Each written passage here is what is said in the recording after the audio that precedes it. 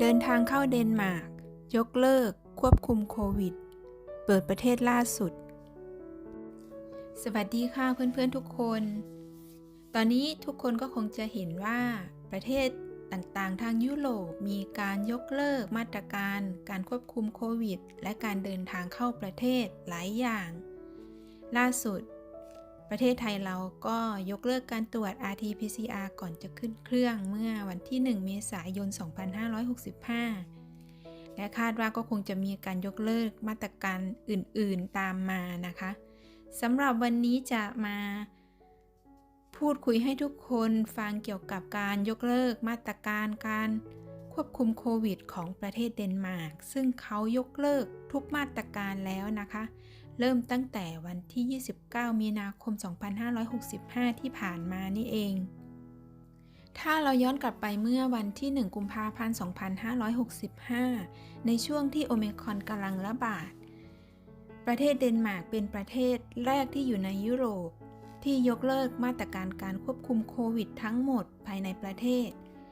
ก่อนที่สหราชอาณาจักร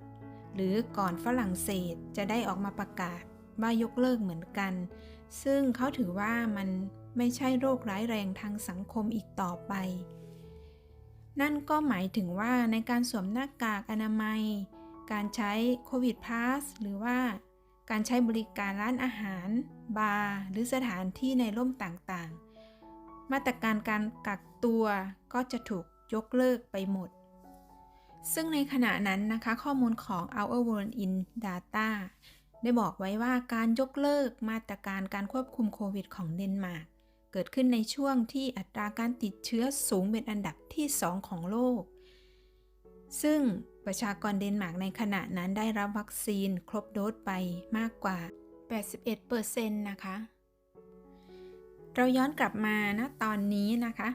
ทางเดนมาร์กยกเลิกมาตรการจำกัดการเดินทางเข้าเดนมาร์กซึ่งมีผลบังคับใช้ตั้งแต่วันที่ 29 มีนาคม 2565 เป็นต้นไปโดยตั้งแต่วันที่ 29 มีนาคม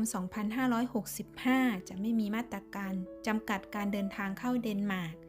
ซึ่งเกี่ยวเนื่องกับโควิดอีกต่อไป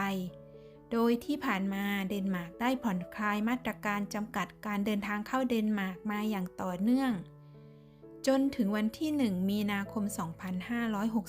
2565 ข้อจำกัดเดียวเกี่ยวกับโควิดที่เหลือในการเข้าเมืองก็คือ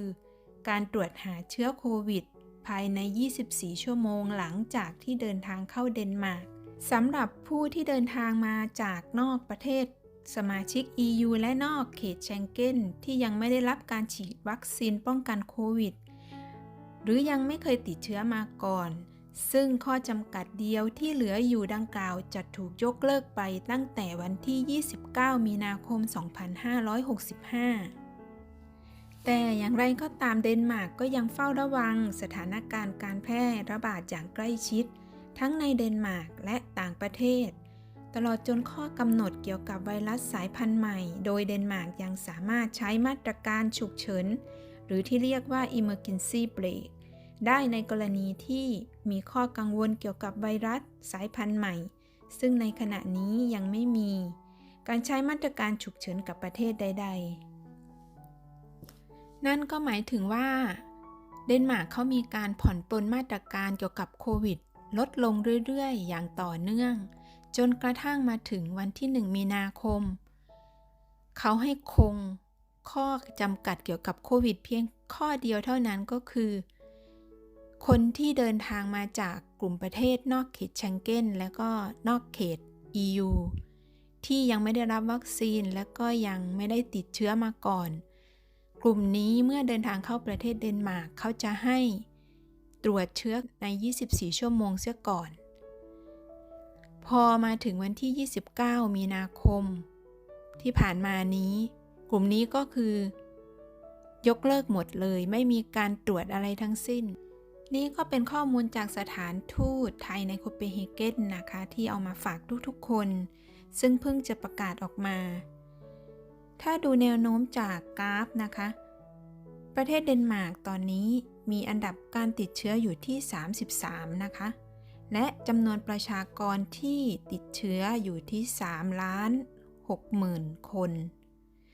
ซึ่งดูยอดแล้วก็ถือว่าสูงนะคะถ้าเทียบกับประชากรที่ทั้งประเทศอยู่ที่5 ล้านคนแต่ดูลักษณะแล้วแนวโน้มมีโอกาสลดลงเรื่อยๆนะคะ